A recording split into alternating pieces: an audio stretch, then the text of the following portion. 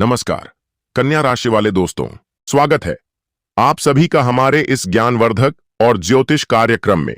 दोस्तों, मकर संक्रांति के दिन करें यह 5 उपाय, तुम्हारे घर धन, समृद्धि और खुशियों का बौछार लग जाएंगे। दोस्तों, आइए जानते हैं कब मकर संक्रांति का शुरुआत हो रहा है और खत्म कब होगा। इसके बारे में आज चर्चा करने वाले हैं। मकर संक्रांति हमारे देश के सबसे पुराने और महत्वपूर्ण त्योहारों में से एक है। यह सूर्य देव को समर्पित पर्व है। मकर संक्रांति तब मनाई जाती है जब सूर्य मकर राशि में प्रवेश करता है। इस दिन से दिनों की लंबाई बढ़ने लगती है और शीत ऋतु कम होने लगती है। इसे उत्तरायण भी कहा जाता है। मकर संक्रांति सिर्फ एक धार्मिक त्योहार ही नहीं, बल्कि यह ऋतुओं के परिवर्तन का भी संकेत है। जी हां दोस्तों, बिल्कुल सही कहा। यह त्योहार हमें प्रकृति से जोड़ता है। खेतों में फसलें पकने लगती हैं और किसान इसे नई शुरुआत के रूप में मनाते हैं। लेकिन दोस्तों, यह जानना जरूरी है कि मकर संक्रांति का महत्व सिर्फ भारत तक सीमित नहीं है। इसे दुनिया के अलग अलग हिस्सों में अलग अलग नामों और तरीकों से मनाया जाता है। पंजाब में इसे लोहड़ी कहते हैं। वहां लोग आग जलाकर उसके चारों ओर नाचते गाते हैं। जी हां दोस्तों, असम में यह भोगाली बिहू के नाम से जाना जाता है। तमिलनाडु में इसे पोंगल कहते हैं, जहां चावल और दूध को मिलाकर खास पकवान बनाया जाता है। पश्चिम बंगाल में इसे पौष संक्रांति कहते हैं और यहां तिल और गुड़ के व्यंजन बनाए जाते हैं। जी हां दोस्तों, मकर संक्रांति केवल धार्मिक नहीं, बल्कि वैज्ञानिक दृष्टि से भी महत्वपूर्ण है। यह दिन सूर्य की स्थिति और पृथ्वी के झुकाव के कारण विशेष होता है। जब सूर्य मकर राशि में प्रवेश करता है तो पृथ्वी पर सूर्य की किरणें सीधी पड़ने लगती हैं। इसका प्रभाव हमारे स्वास्थ्य पर भी पड़ता है। इसी कारण इस दिन तिल और गुड़ खाने की परंपरा है। जी हां दोस्तों, तिल और गुड़ सर्दियों में शरीर को गर्म रखने में मदद करते हैं। साथ ही ये सेहत के लिए भी फायदेमंद हैं।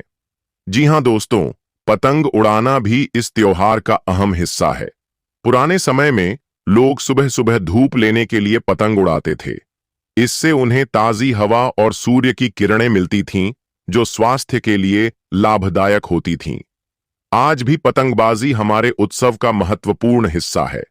जी हां दोस्तों, मकर संक्रांति का त्योहार हमें सिखाता है कि हमें अपने समाज का भी ख्याल रखना चाहिए। इस दिन तिल, गुड़, अनाज और कपड़े दान करने से पुण्य मिलता है। यह हमें सिखाता है कि खुशियां बांटने से बढ़ती हैं। भाइयों और बहनों, गांव के सभी लोग इकट्ठा हो जाइए। आज मकर संक्रांति का उत्सव धूमधाम से मनाया जाएगा।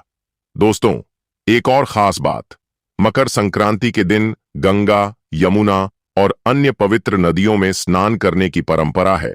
ऐसा माना जाता है कि इस दिन स्नान करने से पापों से मुक्ति मिलती है। जी हां दोस्तों, यह त्योहार सिर्फ धार्मिक या सांस्कृतिक नहीं है, बल्कि यह हमारे जीवन के हर पहलू को छूता है। हमें इसे पूरे जोश और उमंग के साथ मनाना चाहिए।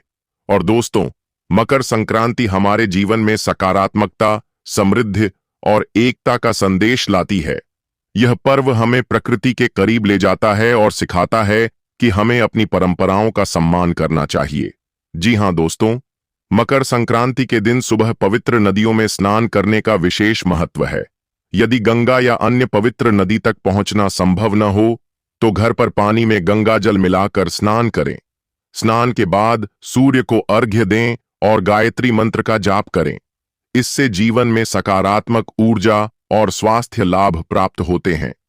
जी हां दोस्तों, जरूरतमंदों को भोजन कराएं और उनकी सहायता करें। ऐसा करने से पितरों का आशीर्वाद मिलता है और कष्टों का निवारण होता है। जी हां दोस्तों, मकर संक्रांति पर तिल और गुड़ का विशेष महत्व है। यह न केवल धार्मिक दृष्टि से बल्कि स्वास्थ्य के लिए भी लाभकारी है। तिल गुड़ के लड्डू खाने से शरीर को गर्मी मिलती है और सकारात्मक ऊर्जा का संचार होता है। जी हां दोस्तों, पतंग उड़ाना सिर्फ उत्सव का हिस्सा नहीं, बल्कि इसके पीछे वैज्ञानिक दृष्टिकोण भी है। सूरज की किरणों के संपर्क में आने से शरीर में विटामिन डी की पूर्ति होती है। इसे परिवार और दोस्तों के साथ मिलकर करें। इससे रिश्तों में मधुरता और सामंजस्य बढ़ता है।